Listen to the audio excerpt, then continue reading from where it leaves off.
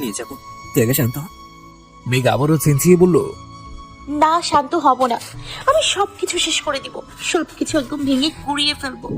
আমার কাছে আমার আহানকে এনে দে, না হলে আমি কিছুতেই শান্ত থাকবো না। আহির অসহায় কণ্ঠে বলল, বলো, বলছি তো নিয়ে যাবো। তুই এরকম করলে তুমি কিভাবে ভাইয়ের কাছে নিয়ে যাবে বলতো? মেঘ ফ্লোর থেকে মনিটরের একটা ভাঙা অংশ উঠিয়ে আহিরের মুখ বরাবর মারলো, কিন্তু আহির সরে যাওয়ায় ওটা ওর গায়ে লাগলো না। মেঘ আবারও চেঁচিয়ে বলল, এতগুলো দিন থেকে শুধু বলেছিস আহানের কাছে নিয়ে যাবি, নিয়ে যাবি, কিন্তু এখনো ওর কাছে নিয়ে গেলি না। তোরা সবাই মিথ্যেবাদী, তোদের কাউকে আমি ছাড়বো না। তোরা আমাকে আটকে রেখেছিস, আমাকে আমার আহানের কাছে যেতে দিচ্ছিস না। একবার আমি ওর কাছে যেতে পারি, তারপর তোদের সবার নামে আমি ওর কাছে বিচার দিব। তোরা আমাকে কষ্ট দিচ্ছিস, তাই না? দেখিস ও তোদের কতটা ভয়ঙ্কর শাস্তি দেয়। মেঘের কথার উত্তরে মিহির আহির কিছু না বলে শুধু অসহায় চোখে একে অপরের দিকে চেয়ে রইল। যে মানুষটা আর বেঁচেই নেই, তার কাছে ওরা কিভাবে মেঘকে নিয়ে যাবে? 15 দিন আগে ল্যাব থেকে ডিএনএ রিপোর্ট এসেছে। সেই রিপোর্ট স্পষ্ট বলে দিয়েছে ওই ডেড বডিটা আহানের ছিল। এই খবরটা যেন কেউ বিশ্বাসই করতে চায়নি, তবুও রিপোর্ট যখন বলেছে তখন তো মেনে নিতেই হবে।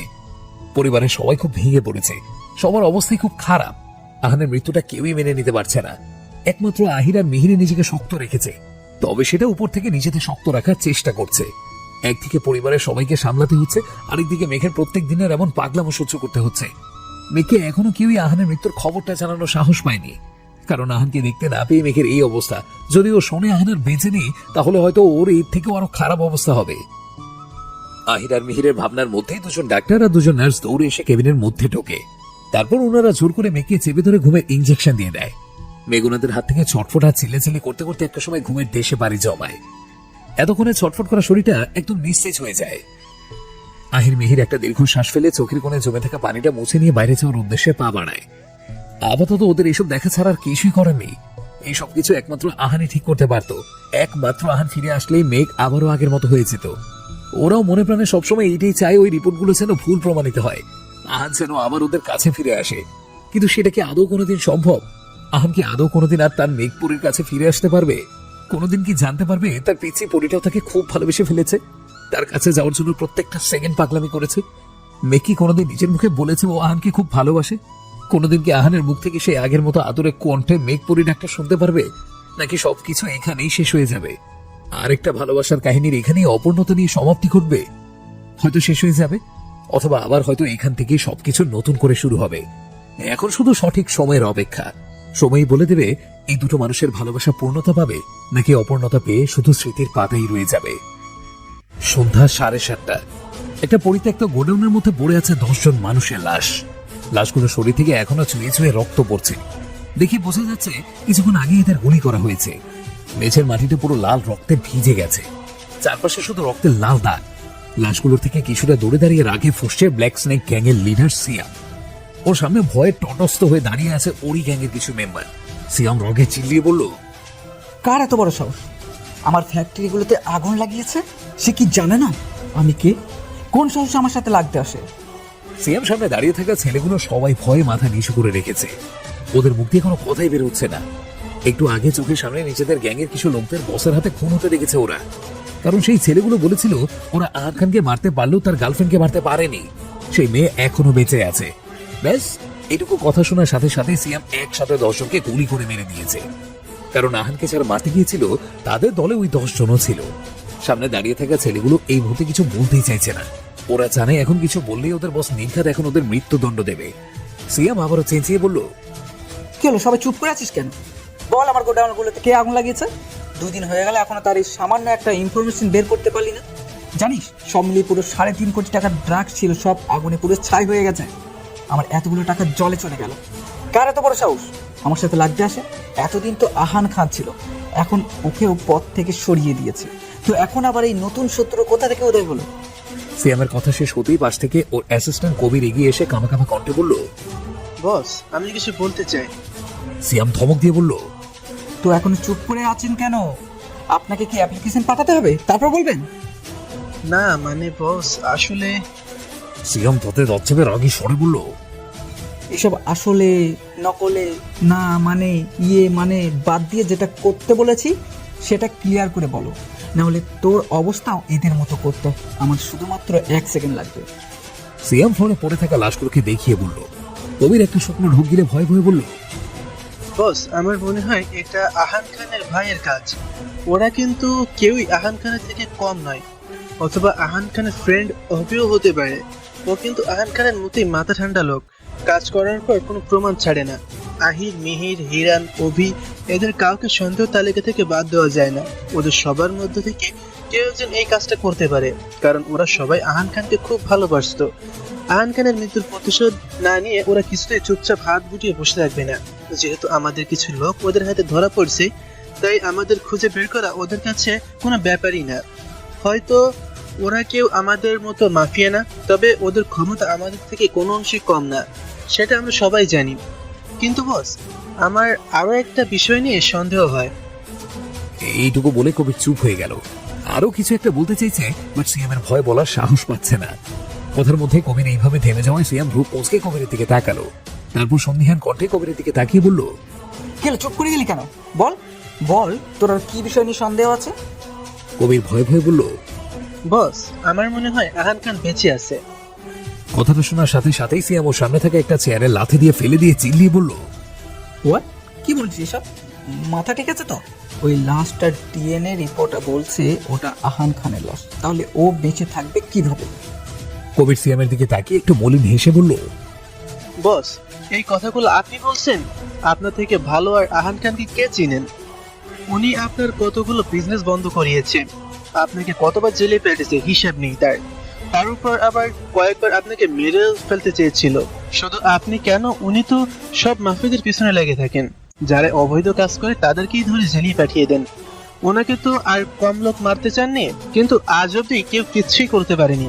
যারাই ওনাকে মারতে গেছে সবাই বোকা হয়ে ফিরে এসেছে, না হলে আর ফিরেই আসেনি। তাদের লাস্ট অব্দি খুঁজে পাওয়া যায়নি। যে এত কিছুই করতে পেরেছে, সে সামান্য একটা ডিএনএ রিপোর্ট চেঞ্জ করতে পারবে না? আহান খানের জন্য এইসব রিপোর্ট চেঞ্জ করা তো বা হাত কাঠেল। কথাগুলো বলে কবির সিয়ামের দিকে তাকালো। তাকিয়ে ওর কলিজার পানি শুকিয়ে গেল। সিয়াম ওর দিকে রাগি চোখে তাকিয়ে আছে। কবির ভয়ে মাথাটা নিচু করে ফেললো। সিয়াম দতে দত চেপে বলল, তুই আমার দলের লোক নাকি আহান খানের দলের লোক? তোকে কি আমি আহান খানের গুণগান গাওয়ার জন্য বেতন দিই? বুঝেছি, তোরও পাক না গজিয়েছে। ওয়েট, তোকেও আহান খানের কাছে পাঠানোর ব্যবস্থা করছি।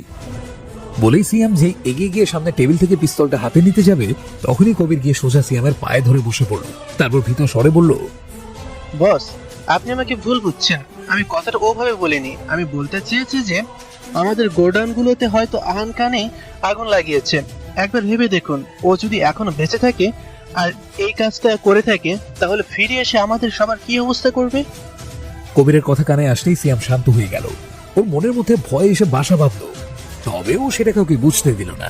ফেস রিঅ্যাকশন একদম স্বাভাবিক রাখলো। ও তো সত্যি এটা ভাবেনি আহান খান যদি বেঁচে ফিরে আসে তাহলে ওদের সবার কি হবে। আদৌ কি ওরা কেউ আহান খানের হাত থেকে বাঁচতে পারবে? না, বাঁচার তো কোনো সম্ভাবনা নেই। একবার যদি আহান খান জানতে পারে ওদের উপরে অ্যাটাকটা ব্ল্যাক স্নেক গ্যাংয়ের লোকেরা করেছে, তাহলে পুরো গ্যাংটা ধ্বংস করে দেবে। সিয়াম কিছুক্ষণ থম মেরে দাঁড়িয়ে থেকে কিছু একটা ভাবলো। তারপর একটা শয়তানি হাসি দিয়ে কবিরের দিকে তাকিয়ে ওকে চোখের ইশারায় দাঁড়াতে বলল। সিয়ামের ইশারা বুঝতে পেরে কবির উঠে দাঁড়ালো। সিয়াম এক হাত কবিরের কাঁধে রেখে বলল, আহান খান যদি বেঁচেও থাকে তাহলে আমাদের কিছু করতে পারবে না। এমন ব্যবস্থা করবো শুধু আহান খান না, ওর ভাইদেরও কিছু করার থাকবে না। ওরা সবাই যতই স্ট্রং আর সাহসী হোক না কেন, ওরা সবাই একজনের কাছে দুর্বল। এইবার ওদের সেই দুর্বল পয়েন্টটাকেই আমাদের টার্গেট বানাবো। সিয়ামের কথা শুনে কবির প্রশ্নসূচক দৃষ্টিতে ওর দিকে তাকালো। কবিরের এমন চাহনি দেখে সিয়ামের ঠোঁটে কোণে একটা রহস্যজনক হাসি ফুটে উঠল। রাত 10:45। বেডের উপর গুঁটি শুটি মেরে শুয়ে ঘুমিয়ে আছে মেয়ে। ওর বেডের পাশে চেয়ারের উপরে বসে ওর মাথায় হাত বুলিয়ে দিচ্ছে আলিশা। হাত বোলানোর সাথে মাঝে মাঝে নিজের চোখের কোণে জমে থাকা পানিটা হাতের বুড়ো আঙুল দিয়ে মুছে নিচ্ছে। ওর পাশেই দিশা দাঁড়িয়ে দাঁড়িয়ে ডেস্কের উপরে রাখা মেঘের মেডিসিনগুলো চেক করছে। দুপুর থেকে এখানে সারিকা সাইফা ছিল। দিশা আর আলিশা একটু আগেই এখানে এসেছে। ওর আসার পর আহির আর মিহির সারিকা সাইফাকে বাসায় দিয়ে আসতে গেছে। আহির আর মিহির একবারে মোনা খান আর মীরা রহমানকে রাতের খাবার খাইয়ে তারপর আবার এখানে আসবে। আপাতত মেঘের বাড়ির লোক, আহানের বাড়ির লোক সবাই সারিকা সাইফাদের বাড়িতেই আছে। এর মধ্যে একবার মেঘের ফুপিরা চাচুরা সবাই এসেছিল মীরা রহমানের সাথে দেখা করতে। আহানের যেদিন দাফন করা হয়েছে ওই দিন ওনারা মেঘের সাথে হসপিটালেও দেখা করতে আসতে চেয়েছিলেন, কিন্তু আহির আর মিহির এক কথাই জানিয়ে দিয়েছে হসপিটালে ওরা ছাড়া আর কাউকে এলাও করা হবে না। ওরা মেঘের সেফটি নিয়ে কোনো রিস্ক নিতে চায় না, তাই পুরো হসপিটালে কোনো সিকিউরিটির ব্যবস্থা করেছে। মেঘের কেবিনের বাইরেও সিকিউরিটি গার্ড দাঁড় করিয়ে রেখেছে। ওই কেবিনে আহির, মিহির, হিয়ান, অভি, দিশা, রিজা, আলিশা, সারিকা, সাইফা আর কয়েকজন ডক্টর নার্স ছাড়া এখন পর্যন্ত অন্য কেউ আসেনি। ইনফ্যাক্ট আহাদ খান, আজম রহমান, হিয়ানের বাবা, চাচু কাউকে ওরা ভেতরে আসতে দেয়নি। ওনারা সবাই বিষয়টা নিয়ে বিরক্ত হলেও আহির মেহেরকে কিছু বলেনি, কারণ ওনারা জানেন ওরা যা করবে মেঘের ভালোর জন্যই করবে। মেঘের চেহারা থেকে ব্যান্ডেজ খুলে দেওয়া হয়েছে। চেহারার ক্ষতগুলো এখন একদম শুকিয়ে গেছে, কিন্তু কিছু কিছু জায়গায় এখনো একটু একটু দাগ রয়ে গেছে। তবে চেহারা আর শরীর থেকে ক্ষতগুলো শুকিয়ে গেলেও ওর শরীর এখনো অনেক দুর্বল, একটুতে অজ্ঞান হয়ে পড়ে যায়। খাওয়া দাওয়া একদম ছেড়ে দিয়েছে, কিছু খাওয়াতে গেলে জোর করে খাওয়াতে হয়। যতক্ষণ জেগে থাকে ততক্ষণ শুধু আহানের কাছে যাব বলেই পাগলামি করে। হাতের কাছে যা পায় তাই ফ্লোরে ছুঁড়ে মেরে ভেঙে ফেলে। যখন অতিরিক্ত পাগলামি শুরু করে তখন ডাক্তাররা বাধ্য হয়ে ওকে ঘুমের ইঞ্জেকশন দিয়ে দেয়। এখন পর্যন্ত এইভাবেই চলছে, তবে ডাক্তারেরা জানিয়েছেন এইভাবে বারবার ঘুমের ওষুধ দিয়ে ওকে রাখা যাবে না। প্রত্যেকদিন এরকম পাগলামি করতে থাকলে মেয়েকে মেন্টাল অ্যাসাইলামে পাঠাতে হবে, এছাড়া ওকে সুস্থ করার আর কোনো উপায় নেই। দিশা মেডিসিনগুলো প্রেসক্রিপশনের সাথে মিলিয়ে মিলিয়ে আলাদা করে রাখছিল। তখনই ওর ব্যাগের মধ্যে থেকে ফোনটা ভাইব্রেট করে উঠলো।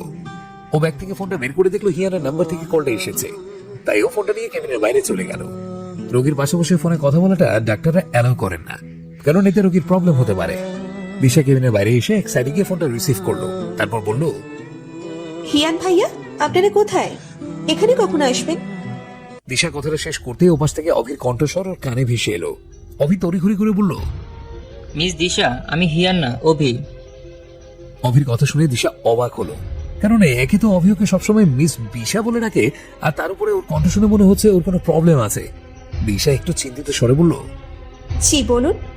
মিস দিশা, যা বলছি চুপচাপ শুধু শুনবেন, একদম রিয়াক্ট করবেন না। যথাসম্ভব নিজেকে নর্মাল রাখার চেষ্টা করবেন, ওকে? ওকে, বাট আপনার কি হয়েছে সেটা তো বলবেন। আপনার কথাগুলো এরকম শোনাচ্ছে কেন? অভি হাঁপানো স্বরে বলল, একটু আগে আমার আর হিয়ানের উপরে অ্যাটাক করা হয়েছিল। তাও আবার কারা করেছে জানেন? আমাদের নিজেদের সিকিউরিটি গার্ডেরা।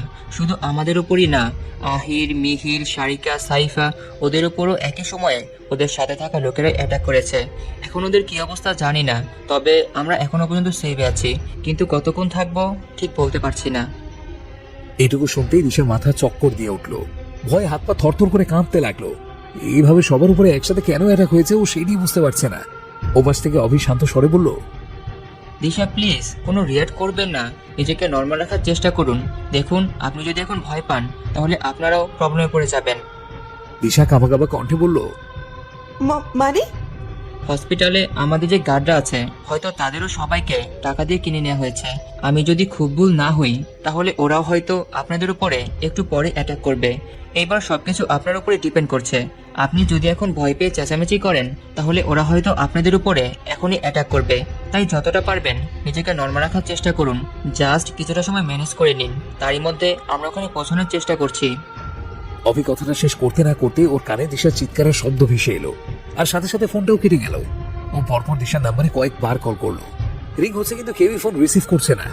অভির আগে ফোনটা ছুড়ে মেরে হিয়ানের দিকে তাকিয়ে বলল, ও শিট, সব শেষ। ওদের উপরও অ্যাটাক করা হয়েছে। তাড়াতাড়ি ড্রাইভ কর প্লিজ, আমাদের এখনই ওখানে পৌঁছাতে হবে। অভির কথা শুনে হিয়ান গাড়ির স্পিড আরো বাড়িয়ে দিল। অভি জোরে জোরে দুটো শ্বাস নিয়ে পকেট থেকে ও নিজের ফোনটা বের করে কাউকে একটা কল করলো, তারপর শান্ত স্বরে বলল, তোর মেঘপরি বিপদে আছে, তাই যা করবি তাড়াতাড়ি কর। কথাটা হিয়ানের কানে আসার সাথে সাথেই ও হঠাৎ করেই গাড়িতে ব্রেক করে কিছুক্ষণ থম মেরে বসে রইল। তারপর অবাক চোখে অভির দিকে তাকালো, দেখলো অভির ঠোঁটের কোণে বাঁকা হাসি। অভি ফোনটা পকেটে রেখে একটা স্বস্তির নিঃশ্বাস ফেলে পাশে তাকাতে দেখলো হিয়ান প্রশ্নবোধক চাহনিতে ওর দিকেই তাকিয়ে আছে। হিয়ানকে এইভাবে তাকাতে দেখে অভি ওর ঘাটটা একটু বাঁকা করে একটা শয়তানি হাসি দিল। এতেই হিয়ান যা বোঝার বুঝে গেল। হিয়ানো সামনের দিকে তাকিয়ে একটা বাঁকা হাসি দিয়ে নিজেকে স্বাভাবিক করে আবার গাড়ির স্টার্ট দিয়ে স্পিড বাড়িয়ে দিল। এইদিকে দিশার চিৎকার শুনে আলিশা দৌড়ে কেবিন থেকে বাইরে বের হয়ে আসলো। এসে দেখলো দিশা ফ্লোরে পড়ে আছে, ওর মাথার পেছনে ব্লাড পড়ছে। দিশার পাশে হাতে হকি স্টিক নিয়ে ওদের কেবিনের বাইরে যে দুজন গার্ড দাঁড়িয়ে ছিল তারা দাঁড়িয়ে আছে। আলিশা অবাক হয়ে একবার দিশার দিকে আরেকবার ওই গার্ডগুলোর দিকে তাকালো। ও বিশ্বাসই করতে পারছে না ওদের এই গার্ডরা এইভাবে দিশাকে মেরেছে। আলিশা দৌড়ে দিশার কাছে আসতে যাবে, তার আগে দিশা এক হাত দিয়ে নিজের মাথাটা চেপে ধরে আলিশাকে উদ্দেশ্য করে চিল্লিয়ে বলল, আপনি এখানে এসো না প্লিজ, তুমি মেঘের কাছে যাও, ওকে নিয়ে এখান থেকে পালিয়ে যাও। এরা হয়তো মেঘকে মারতে এসেছে।